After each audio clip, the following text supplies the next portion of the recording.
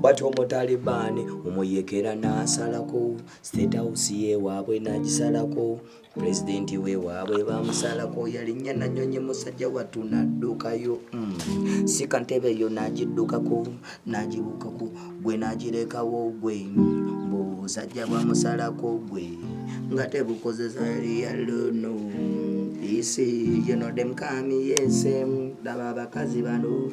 laba bajja wano muno be ba refugee abanoonyi b'obubudamu, tugenda kubabudamya tugenda kubabudaabuda, naye nze nfuna n'omubyaŋŋondera ng'amanyi nze musajja we maama, nfuna n'omubyaŋŋondera ng'amanyi nze musajja we pwe. Abakazi b'e Uganda muntamiza laavu, twagala Abafaganisitani, bakazi mu Uganda muntamiza laavu. Easy, bakazi b'e Uganda muntamiza laavu.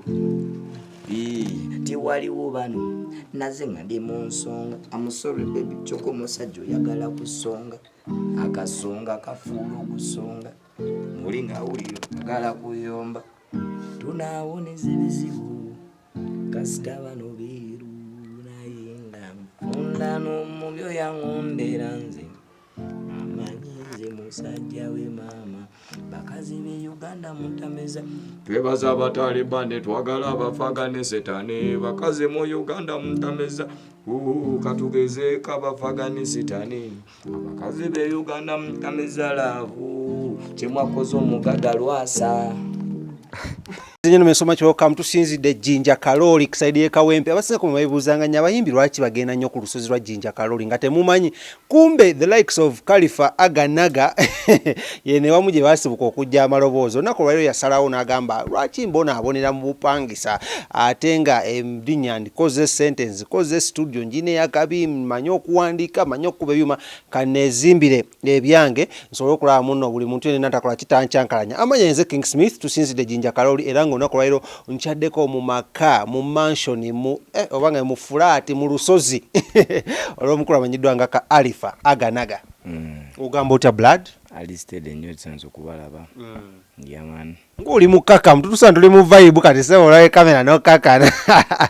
naye kasooka obongeko bawagizi bo. Yaman abawagizi bange mwena tusanze okubalaba straight out a bad character. Naye ng'oli biki alisted era tali nnyo era clear nga womanyi covid atuchunya. Naye just nga womunga era wotusanze wano twakyusizza location nti bad character byaffe byonna twabijjeyo eri studio yaffe ntugamba tugenda gireeta wano ewaffe kubanga tukoye okuzimba ebifo by'abantu n'okinyiriza omala okinyiriza n'akwongeza rent n'akugobawo n'ateekawo embeera mbu ate abantu bajjawo nnyo biki ogenda okwekanga studio taddemu ssente nnyingi nnyo mu installation n'okutereeza ne zikufiira buki bwereere. Kati nendaba nga mu butuufu omulimu gwa studio gugenda kunnemerera ningamba ninayo ebintu byange lwaki sikwata nenshifutinga nembeerera ddala wamu lane okubeera ng'erinnya ly'omuyimbi bafaani bawulira bubi nga baliisaamu ki amaaso. Nange nengamba kati mu kifo ky'abalandiroodi okutugobaagoba katujje wano ewaffe wetusobola okuzima nti wemba nzimba studio tusobola okubeerawo bbanga lyonna generation z'abayimbi bonna ne bazikola ki ne basangawo. Kinzimbya bino ebintu nti nange nina omuntu gwe nasanga ng'azimba studio bamwita Ronnie Banton okuvaayo yansanga nga nyimba bulungi kabuuswawo n'angamba oyimba bulungi funa producer ojje mu studio okole ki ennyimba nenfuna Nash producer ne tugenda ntukole zonna zindabirawo oyitangayo nenfuka star. So nange wemanga nfunye chance efuna amajja siraba lwaki sikola studio ewantu abayimbi nga BaKHALIFAH abalala bwe banajja ne batandikira olugendo lw'obulamu bwabwe kwe kutandika nga kino ntuzalawo tuyingire. Abasingadde bagamba muno ekintu kyabadde ku maka tekyabadde ku studio. Wali ozimbye maka ago gakubeeramu kuwumuliramu kwona upangisa naye ate gwe kitadde nnyo ku studio. No zino bwano era olaba ffe twazimba kutandikwa yonna twazimba nnyumba z'abapangisa twazimba apartment. So kati nenkwata ku ezo zennyini nengamba lwaki sikola ki tokola ku studio. So ate byange era nakugaba maka gange era obuza besi za KHALIFAH zino zizimu kuki ku besi zange nkirinako obuvunaanyizibwa, omwana nga kirinako obuvunaanyizibwa, famire yange kirinako obuki kyange, tewali nsonga lwaki. Ate guno si munnyo nti ogusanga buli wamu, okitegeera. Twalaba wali kagundi ng'akayanira akake, bantu bangi nnyo mwe bali mu industry naye nga tebabulina, ate nga bamalamu n'abantu abalala ki amaanyi mu kujereegereza. Kati n'akatono ke wandibadde okoze, ke wandibadde weekolerawo n'okagaana okukakola olw'okuba osuubira ebinene, olw'okuba oyagala zimba nga Bobi Wine bye yazimba, olw'okuba oyagala bya Chameleone bye yakola ki. Chameleone is Chameleone, Bobi Wine is Bobi Wine, Aganaga is Aganaga. Era abantu bajja kulaba nti nno era mu struggle yo ne ku byofunye kikumala. Olaba Bobi Wine babeerawo nnyo bbanga ddene nga bali only the big three, nga be bokka tebalina ba competitor. Era sente ze bakola zaali nnyingi nnyo nga balina okukola ebyo ebintu. Ffe tuzze mu period nga bayimbi bangi, competition muli bangi nnyo, kuliko ne ba comedians bazze, kuliko ba dancer bazze, ba MC nabo bafuuse bakabi, aba DJ batandise okuyimba ennyimba zaabwe. So ffe tuli mu competition etagambwako. Akasente akajja mu industry era kasigala ke kamu, abadigize be bamu. Luli baali be bamu nga naye abagabana sente z'abadigize batono. Chameleone, Bobi Wine, Eagles Production. Kati sawa zino buli mwaka wajja omuyimbi omupya, sente somu. So kyovala kiyinza obba ekizibu ennyo sawa zino abayimbi b'omulembe guno okukola biri bali bye baakola ebiki ebinene, naye era tusobola okukola obutono. Era ntubalaga nti munnaye babeera nga batambula twali tugenda Ntebe, oli waba yatuuka Entebbe, at least nze ntuuse e Kajjansi. So omuntu endagadde okubeebuuza muno ekifo kino ky'okozeemu amatibona ga apartments ne studio, wakyakwayalinze jjo kibadde mu plan kuva yingira music industry oba kyajja along the way? Ekifo kino eno kiruddewo, nabalagako emyaka ng'ena emabega nga nguzeewo, netandika mpolampola, tewaliwo kintu kyonna, musingi biki. So kati bwe tutuuse ne tukimaliriza ne mu COVID-19 ono engeri gyakubyemu nnyo abantu, naye ndaba nga mu butuufu tekikyakola, engeri gye tutakyayingiza okuba nga nkwata ssente nensasula balandiroodi, nga the end of the day nze abaana bange bagenda obonaabona oba nze kennyini, nate nga bali abensanyusa balandiroodi bo tebanyumirwa, tebasanyuka, tebasiima. Era ne bwoba omuwadde guno omwezi, landiroodi ne bwomuwa emyezi omwaka mulamba, egyo emyezi bwe giggwako guli omwezi gwe13 agubanjanga gwe atamuwangako zino zekize mabega. So embeera eyo nange nendaba ng'encunya ng'omuntu oba olina byopulaninze, landiroodi baagala okukola amannya naye talabikangako mu kamera, okitegeera, nayagala akole ebyo ebintu naye bamuteeke mu kamera bamwogereko, bamulabe nga bw'ayogera ku muyimbi, okitegeera. So ebintu ng'ebyo era wano wentwalira n'omulanga okusaba gavumenti ebeeko kyetukolerawo. Abayimbi abamu balina ebintu byabwe nga beewola, ate sawa zino banka zo nzigule, ne bwe batusiba ennyo mu eri pandemic nnyo mu lockdown ey'amaanyi, katikati omwezi guli oguwedde bo babayita essential workers, ne babakkiriza okugenda okukola ki, ffe basigala batukyajinga. Twakola contracts nabo nga COVID tannakola ki, tannajja. Ffe Mr President business yaffe wagisiba, ate bo n'obakola ki, n'obaggula. Olinga atuyeekera obanga abasindise bajje batwale ebyaffe, batwale ebintu byaffe toyogera. Ffe twasazeewo omuntu yenna agenda okwepambalika mu Zimanya banka otwala ebintu by'omuyimbi, tugenda kukutemaatema, tugenda kuggyayo majambiya. Kino kyo tukyogera byonna mbu simanyanga nzize kubanja muyimbi. Ffe batusibye mwe tebabasibye, tumaze emyaka 2 tetukola. Mugamba kimu President akole ki, atute tubakole ki, tubasasule simple. Neffe sebo mujje mukosekana akakodi omwagalo twala ebintu byaffe nga tetukola. Ate nga mukimanyi mwatuwola tuli bayimbi tukola. Namwe mwennyini sawa zino wakyaliyo kafyu, okitegeera. Kati bw'ojja wano ewange n'onsenikirako amannyo, lwaki sikutema wadde manja, okitegeera, siganye manja bwikiri, kuba kati sawa zino ne bw'omanja sente sirina mwezijja kubanga sikola. Omulimu gwange President yagusiba naŋŋamba beera ewaka n'enguma mbeere ki, kyogamba nenkera ku makya nennanga awo ekivulu tebajja, nimba mmenya amateeka, okitegeera. Kati ate bo lwaki bamenya amateeka? Kiri mu makkaanya mbuno olina okusasula akasente. Yes, twakkaanya nga pandemic tekola ki, teriiwo. kati nze omulimu gwange wampola nga singa nali sirina mulimu guno gwa kuyimba yali asobola okumpola yampola nga akimanyi nina omulimu gwendeetako muki era nangunambula nannambula kati ate lwaki sawa zino ng'alaba ensi baagisiba by natural facts kati singa amataba gajja ne gagwa yayitawa so kakati wano twebereremu ffenna tubeerenga bantu be bigenda kukyaya gavumenti era nkigamba gavumenti wano president nkugamba 2026 banka netwala ebintu byange mu bino ebiseera sikuwa kalulu n'abali ebbali mbagamba temumuwa kalulu kubanga oba tonkulembedde bulungi omukulembeze olina okunkulembera n'ebyange ng'oteekawo embeera esobola okunkuuma n'ebiki naye gwe bw'ozimiriza nti tubasibye ate gwe bali bo n'obata bo bajje batwala ebyaffe tuba tulaba otuyeekera kubanga tulemesa ekyo kyo president kirabemu akalulu 2 nakakuwa nalo okyatudde kyebadengenda okukubuuza nakamuwa nalo nzira ekyo kimanyikiddwa nakamuwa nfuge bulungi kino ekiki bwanfuga obwo 226 omulayiridde nkawa mulala abasinga bagamba katumba oye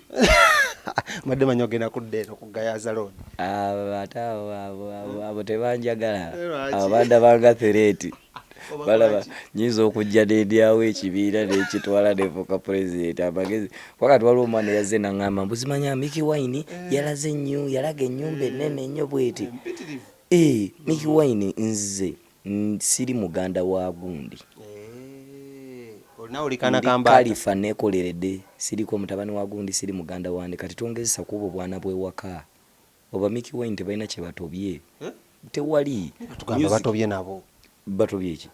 music muganda we yalinga ayimba nga bakamiri bakubanga Bobby Wine nga ye ali bo bali ne Eke nga bali kumukeeka era ensonga lwaki bo bayitawo Mikie Wine tandika oyimba nze nga ndi mu senior 1 kitegedde soko nyumizeeko ndi mu senior 1 nali mu senior ejo nga Mikie Wine alina raga era bajja ne ku ssomero ne bakola ki ne bayimba basabula muganda wa Bobby Wine kati saawa zino kubeera nga Khalifa nze atali muganda wa Bobby Wine nga watandika okukola nga nze nkyali mu ssomero senior 1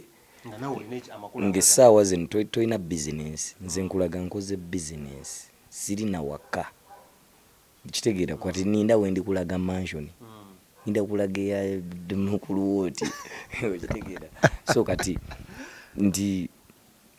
nze ndikana kamba siri muganda wa gundi siri muganda waki yensonga era ne wensembera abo baba bantya nga balaba nti abazajja bano bajja kutuwamba bagamba ennyumba eno yevudde ku ssente zibakwa mu State House we mwagendayo muno wagamba ebyokusoma bidayika biyinza owanvuwa mumpeemu akasente sijja genda mu America bisomayo n'otandika okuzimba munange bya State House nange nkubuulire ndabika nange kwolwo lwe bampa ndabika gwali mwezi gwa kunanga lumu mwanyi kyekitegeeza 1st of April full set kyogamba bakufuulinga it was on a fool's day. That's when byali byo yabyanswa oba tewaddayo kubanja ishya tewali kyettabanja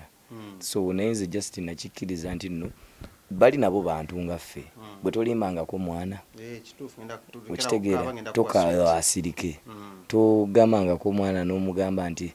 mwana gwe kale okitegeera embeera eyo nabo bali bantu gwe tolimbangako nabo bali okitegeera so naye ekyo tekiŋŋaana nze ate kukola biki byange bwe kinaba kizze nga bakimpadde mutima omulungi nga bakisuubiza era mujja kukiraba naye kuno kasente kange tekuliko wadde kasente kaabwe zino zijjewa Khalifa oyagala omukolo gw'ogwenjawulo gubeere n'ebijjukizo mu nnyumba yo kankwanjulire King Montage Photo Studio ffe bakafulu mu kkuba ebifaananyi n'okukola vidiyo olina wedding birthday party kukyala nika baby shower photoshoot oba music shoot na buli kimu kyonna ky'oyagala ffe tusobola okuwa ebijjukizo ebirungi eri ebirooto byo ate nno mwana wattu kusintiiza omuntu wa bulijjo tusange bannankulabe ku bitaala ku Prime Tower level 3 room D04 okumanya ebisingawo tukubire ku nnamba zino noti 7 noti 2 emu noti 4 emu 25 oba noti 755 7 7 oba noti 777 noti 23 4 noti 5 King Montage Photo Studio ffe tusobola okuwa ebijjukizo ebirungi ate nno mwana wattu kusintiiza omuntu wa bulijjo apartment zinenene weziti mu kaseera kana aka pandemic munaye nali natandika dda naye just kwefiiriza nze Khalifa mundabe siragangako motoka ya bbeeyi okitegeera olaganga tto okitegeera si bintu ebyo byonna nkwefiiriza nesibeera nnyo mu ebyo nondaba biki kolaba ezimu nange nandyagadde ozigula ez'Abatanzania naye sizigula nandyagadde okweteeka mu sente nkola ezividiyo ez'ebbeeyi ennyo naye byonna olumu nkola bino ebya layisi sobole okufissaawo kubanga vidiyo gikola nteekamu miliyoni zimeka naye nga tezivuddeeyo ate bwe zikuyamba ziyinza obutavaayo okitegeera. Khalifa kambuuzeemuko ekibuuzo kino kiri a little bit oba nkigambe muno kiri a little bit personal. Ennyumba eno omuntu alaba apartment zino waziraba ayinza okukuratinga n'agamba muno gw'omu ku babiliyoneya mu Uganda zakostinze sente nga mmeka okutuzituusa wano. Ebintu bya sente ebyo si birungi kwogera mu bantu era nezange ziri mu bukadde kubanga kino tosobola kifuna mu mitwalo naye tubalire mu bukadde. Ani gwe walabiddeko oba gwe walabirako ga munanyitaga ya apartments nga zino? Nze nakula ndi mwana munaku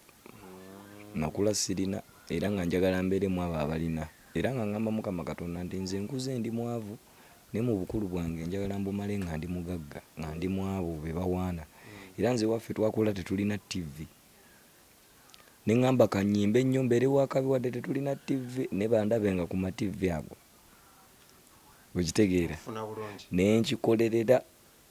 nentuuka kati newemba sirina TV nze gwe balaba ku ma TV gaabwe. Ekirala ekibuuzo eno si wala nnyo ku bizinesi ya studio kwa studio wagiteredde ddala wano? Ekiriwo nti kiri nti ndi mukola branches eno nakoze Kawempe ate nga ninayo neye Nateete wali kujja Mulooko nti kino ndi mukugaziya bizinesi eno twagala guno gufuukire ddala omulimu nga nabwe tugenda mu banka zisobola otulabawo. Kiruma nnyo nti okola studio ng'otaddemu ebyuma bya miliyoni 5 naye nga tosobola kukozesa byuma studio banka kuwola miliyoni 10 naye nga tesobola okuwola omwana alina just ka boutique oba omudaala gwa chapati ogw'emitwalo 5 okitegeera. Lwaki balowooza eno si business olw'okuba level of investment ntono kati bwe tufuba ntandika obbalaga nti eno business ereetera ddala ki ate guno mulimu nti gutya nti ojja kulaba nga dokita atwala ebbanga ddene okufuuka dokita soma emyaka 9 biki ne sente nyingi nnyo z'omutaddemu. John Black oba Fiiki akuba akayimba katya n'agula emmotoka biki kabe mukyalawo n'amutwala okitegeera. Kubawonyaawo kakati kitegeeza ki eno guno gwe mulimu gusigadde okufuula abantu ba biliyoniya okukyusa obulamu bwabwe mu kaseera akatono ennyo wadde tebalina nnyo bisaanyizo by'amaanyi. So ndaba nga ogwo omulimu tugudevelopinga kisingako eno tutandisenga just naye genda kumala efuuke Aganaga School of Music, Digital Marketing and Entertainment Business. Twagala tusomesa abantu ebintu bino abaana bali abatalina chances okusoma nnyo oba kuba families abagagga nabo babeere nga basobola okukosa opportunity zino nti mwana bajja nayiga ebyuma kati saawa zino waliwo kye bayita digital marketing tewali somero likisomesa tewali university ekisomesa tekiri ku curriculum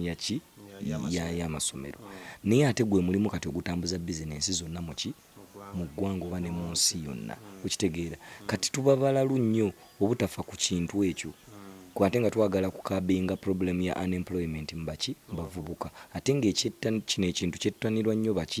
bavubuka. Kati nze ne ngamba bwe ntandika okuteekawo essomero nensaba gavumenti era ngisaba abuchamani bakuwa ettaka bageto youth bajje bayizeeko ebintu mbeke essomero kyensaba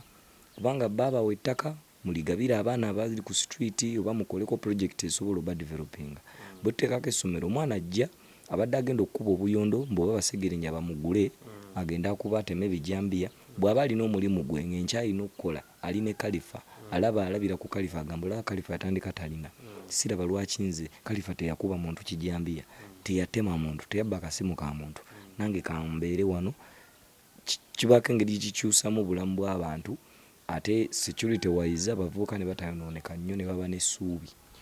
Khalifa nga twagala omaliza ebigambo eri bafana naddala abavubuka abo abaagala okubanga ggwe ne investment ng'eno okuba nabo bagituukako mu bulamu bwabwe naye katwebuuze mu lwaki kati wayina okubanga olaza ebintu nga bino anti mu tough times twagala kuzzaamu abantu amaanyi nti nno mwene embeera embi ennyini eno n'omugamba munnaye nawe nange embeera gye nkola ki ibi byombi balaze tebinaggwa kitegeeza nange nkyakola ki nkyatuuba naye mbazzaamu amaanyi nti bawulira nnyo abayimbi bakaaba bali ggulu basabiriza biki ekitiibwa ky'omuyimbi kizze ki wansi kati omuyimbi omwana atuuka n'agamba asikyagala kuba muyimbi kubalaba n'abayimbi bakola ki so kati tubazzaamu amaanyi gamba nti mwana wadde naffe ebizibu tubiyitamu naye guno kino njagala mbeera example si kujja ya Khalifa mu kyolimu obeere Khalifa mu kyoli bw'oba oli musambi wa mupiira kozesa example ya Khalifa olemereko nga bwakola ki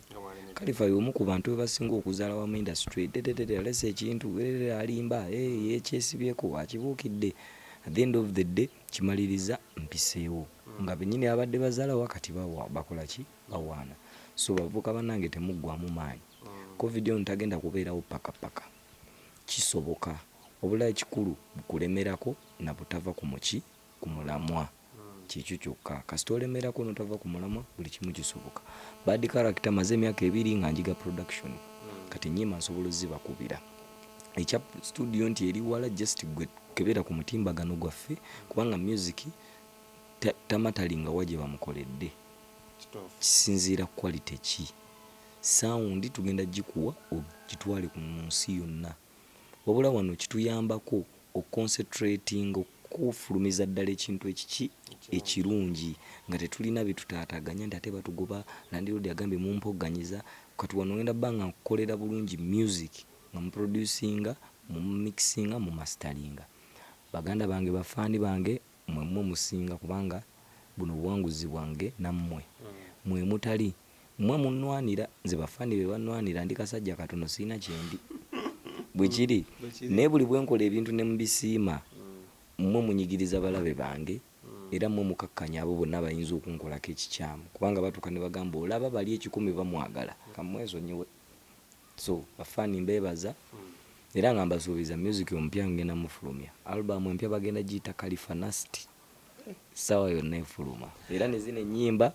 kweziri Abafghanistan ne tubiddemu video yatubiddemu yafulumya Abafghanistan audio ya trendinga Khalifa akomyewo muziki politics tumuveekera kyobula n'akaviri kaako omukira gwa donki naguzizaayo politics tumuve mbaganda bange tumulinde 224 wa 225 nkomawo